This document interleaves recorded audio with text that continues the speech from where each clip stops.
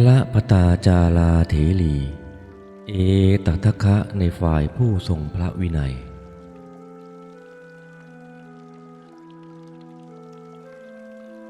พระปตาจาราเถรีเป็นธิดาของมหาเศรษฐีในเมืองสาวัตถีเมื่อย่างได้16 ปีเป็นหญิงมีความงดงามมากบิดามารดาทนุถนอมห่วงใยให้อยู่บนปราสาทชั้น7เพื่อป้องกันการคบหากับชายหนุ่มแม้กระนั้นเพราะนางเป็นหญิงโลเลในบุรุษจึงได้คบหาเป็นภรรยาคนรับใช้ในบ้านของตนต่อมาบิดามารดาของนางได้ตกลงยกนางให้แก่ชายคนหนึ่งที่มีชาติสกุลและทรัพย์เสมอกันเมื่อใกล้กำหนดวันวิวาห์นางได้พูดกับคนรับใช้ผู้เป็นสามีว่าได้ทราบว่าบิดามารดาได้ยกฉันให้กับลูกชายสกุลโน้นต่อไปท่านก็จะไม่ได้พบกับฉันอีกถ้าท่านรักฉันจริงท่านก็จงพาฉันไปจากที่นี่แล้วไปอยู่ร่วมกันที่อื่นเถิดเมื่อตกลงนัดหมายกันเป็นที่เรียบร้อยแล้วชายคนรับใช้ผู้เปลี่ยนฐานะมาเป็นสามีนั้นได้ไปรออยู่ข้างนอกแล้วนางก็หนีบิดามารดาออกจากบ้านไปร่วมครองรักครองเรือนกันในบ้านตำบลหนึ่งซึ่งไม่มีคนรู้จักช่วยกันทำไร่ไถนาเข้าป่าเก็บผักหาฟืนหาเลี้ยงกันไปตามอัตภาพนางต้องตักน้ำตำข้าวหุงข้าวต้มด้วยมือของตนเองได้รับความทุกข์ยากแสนสาหัสเพราะตนไม่เคยทำมาก่อนการเวลาผ่านไปนางได้ตั้งครรภ์บุตรคนแรกเมื่อครรภ์แก่ขึ้นนางจึงอ้อนวอนสามีให้พานางกลับไปยังบ้านของบิดามารดาเพื่อคลอดบุตรเพราะการคลอดบุตรในที่ไกลจากบิดามารดาและญาตินั้นเป็นอันตรายแต่สามีของนางก็ไม่กล้ากลับพาไปเพราะเกรงว่า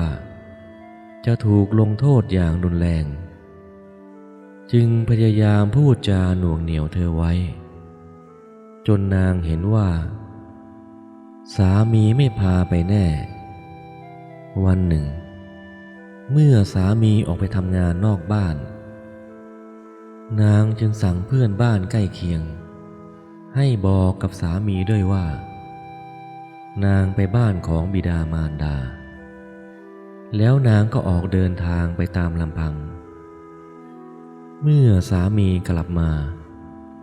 ทราบความจากเพื่อนบ้านแล้วด้วยความห่วงใยภรรยาจึงรีบออกติดตามไปทันพบนางในระหว่างทางแม้จะอ้อนวอนอย่างไรนางก็ไม่ยอมกลับทันใดนั้นลมกัมมัชวาตคืออาการปวดท้องใกล้คลอดก็เกิดขึ้นแก่นางจึงพากันเข้าไปใต้ร่มริมทางนางนอนกลิ้งเกลือกทุรนทุรายเจ็บปวดทุกข์ทรมานอย่างหนักในที่สุดก็คลอดบุตรออกมาด้วยความยากลำบากเมื่อคลอดบุตรโดยปลอดภัยแล้วก็ปรึกษากันว่ากิจที่ต้องการไปคลอดที่เรือนของบิดามารดานั้นก็สำเร็จแล้วจะเดินทางต่อไปก็ไม่มีประโยชน์จึงพากันกลับบ้านเรือนของตนอยู่ร่วมกันต่อไปต่อมาไม่นานนักนางก็ตั้งครรภ์อีกเมื่อครรภ์แก่ขึ้นตามลำดับนางจึงอ้อนวอนสามีเหมือนครั้งก่อนแต่สามีก็ยังไม่ยินยอมเช่นเดิม นางจึงอุ้มลูกคนแรกหนีออกจากบ้านไปแม้สามีจะตามมาทันชักชวนให้กลับก็ไม่ยอมกลับจึงเดินทางร่วมกันไปเมื่อเดินทางมาได้อีกไม่ไกลนักก็เกิดลมพายุพัดอย่างรุนแรงและฝนก็ตกลงมาอย่างหนักพร้อมกันนั้นนางก็ปวดท้องใกล้จะคลอดขึ้นมาอีกจึงพากันแวะลงข้างทางฝ่ายสามีได้ไปหากิ่งไม้เพื่อมาทำเป็นที่บังลมและบังฝนแต่เคราะห์ร้ายถูกงูพิษกัดตายในป่านั้นนางทั้งปวดท้องทั้งหนาวทั้งเย็นลมฝนก็ยังตกลงมาอย่างหนักฝ่ายสามีก็หายไปไม่กลับมาในที่สุดนางก็คลอดบุตรคนที่สองอย่างน่าสังเวชลูกของนางทั้งสองคนทนกำลังลมและฝนไม่ไหวต่างก็ร้องไห้กันเสียงดังลั่นแข่งกับลมฝนนางต้องเอาลูกทั้งสองมาอยู่ใต้ท้องโดยนางใช้มือและเข่ายืนบนพื้นดินในท่าคลานได้รับทุกขเวทนาอย่างมหันต์สุดจะลำพันได้เมื่อรุ่งอรุณแล้วสามีก็ยังไม่กลับมาจึงอุ้มลูกคนเล็กซึ่งเนื้อหนังยังแดงๆอยู่จูงลูกคนโตออกตามหาสามีเห็นสามีนอนตายอยู่ข้างจอมปลวกจึงร้องไห้ลำพันว่าสามีตายก็เพราะนางเป็นเหตุเมื่อสามีตายแล้วครั้นจะกลับไปบ้านทุ่งนาก็ไม่มีประโยชน์จึงตัดสินใจไปหาบิดามารดาของตนที่เมืองสาวัตถีโดยอุ้มลูกคนเล็กและจูงลูกคนโตเดินไปด้วยความทุลักทุเลเพราะความเหนื่อยอ่อนอย่างหนัก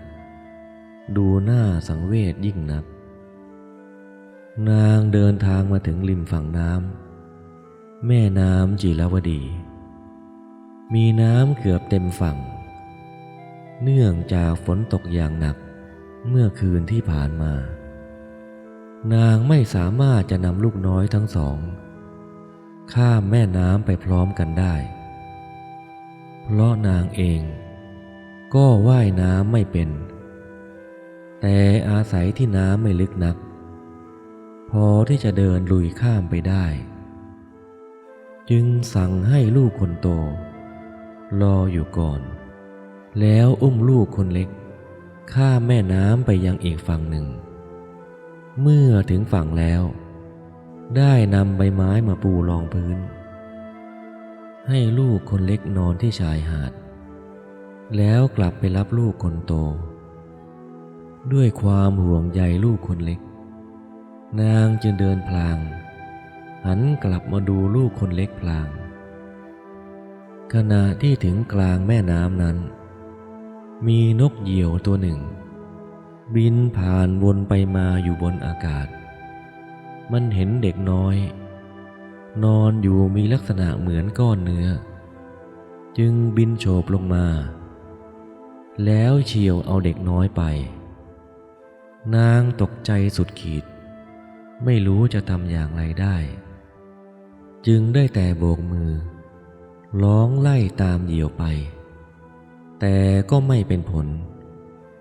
เหยี่ยวพาลูกน้อยของนางไปเป็นอาหาร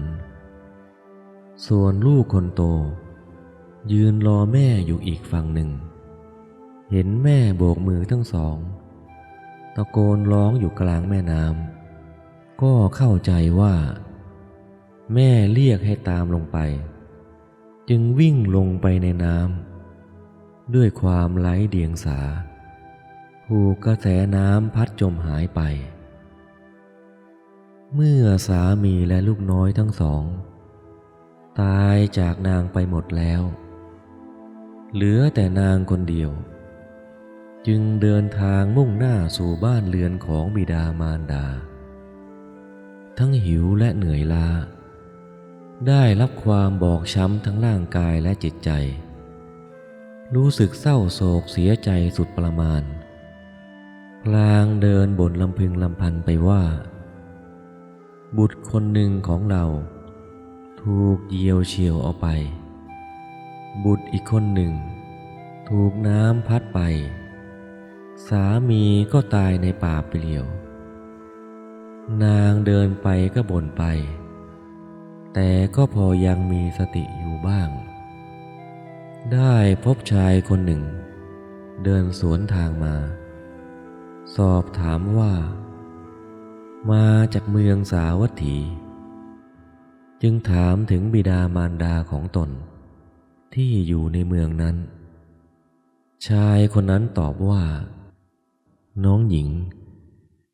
เมื่อคืนเกิดลมพายุและฝนตกอย่างหนักเศรษฐีสองสามีภรรยาและลูกชายอีกคนหนึ่งถูกปราสาทของตนพังล้มทับตายพร้อมกันทั้งครอบครัวเธอมองดูควันไฟที่เห็นอยู่นู่นประชาชนร่วมกันทำการเผาทั้งสามพ่อแม่และลูกเชิงตะกอนเดียวกันนางปตาจาราพอชายคนนั้นกล่าวจบลงแล้วก็ขาดสติสัมปชัญญะไม่รู้สึกตัวว่าผ้านุ่งผ้าห่ม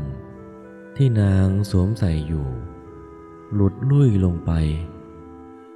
เดินเปลือยกายเป็นคนวิกลจริตร้องไห้บ่นเพ้อลำพันเซซวนค่ำครวญว่าบุตรสองคนของเราตายแล้วสามีของเราก็ตายที่ทางเปลี่ยวมารดาบิดาและพี่ชายของเราก็ถูกเผาบนเชิงตะกอนเดียวกัน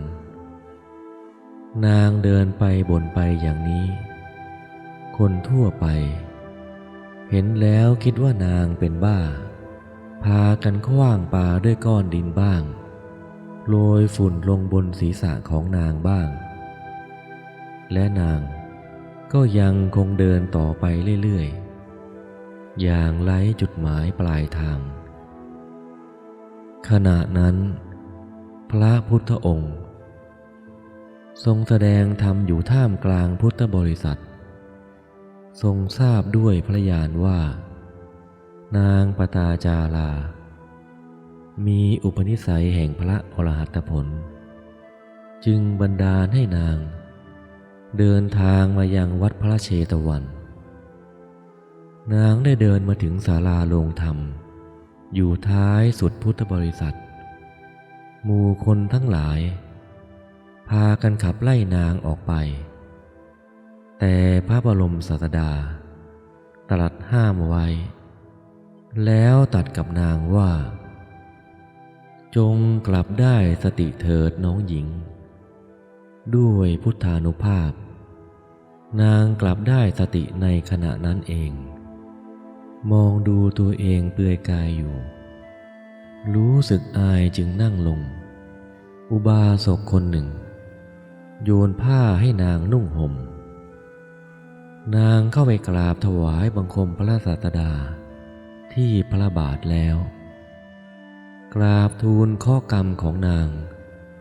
ให้ทรงทราบโดยลำดับพระพุทธองค์ได้ตรัสดำรัสว่าแม่น้ำในมหาสมุทรทั้งสี่ก็ยังน้อยกว่าน้ำตาของคนที่ถูกความทุกข์ความเศร้าโศกครอบงำปตาจาราเพราะเหตุไรเธอจึงยังประมาทอยู่ปตาจาราฟังพระดำรัสนี้แล้วก็คลายความเศร้าโศกลงพระบรมศาสดาทรงทราบว่านางหายจากความเศร้าโศกลงแล้วจึงตรัสต่อไปว่า ปตาจาราขึ้นชื่อว่าบุตรสุดที่รักไม่อาจเป็นที่พึ่ง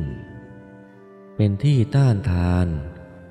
หรือเป็นที่ป้องกันแก่ผู้ที่ไปสู่ปรโลกได้บุตรเหล่านั้นถึงจะมีอยู่ก็เหมือนไม่มีส่วนผู้รู้ทั้งหลายรักษาศีลให้บริสุทธิ์แล้ว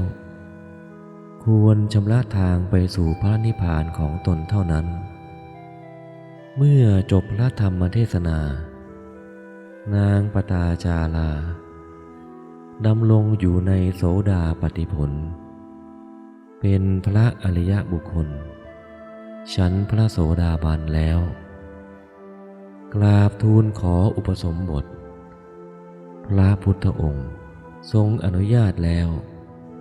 จึงบวชเป็นภิกษุณีไม่นานนักก็ได้บรรลุอรหัตผลเมื่อนางปตาจาราได้อุปสมบทแล้วปรากฏว่าเป็นพระเถรีผู้มีความรอบรู้ในเรื่องพระวินัยเป็นอย่างดีอาศัยเหตุนี้พระบรมศาสดาจึงยกย่องเธอไว้ในตำแหน่งเอตทัคคะผู้เป็นเลิศกว่าภิกษุณีทั้งหลายในฝ่ายผู้ทรงพระวินัย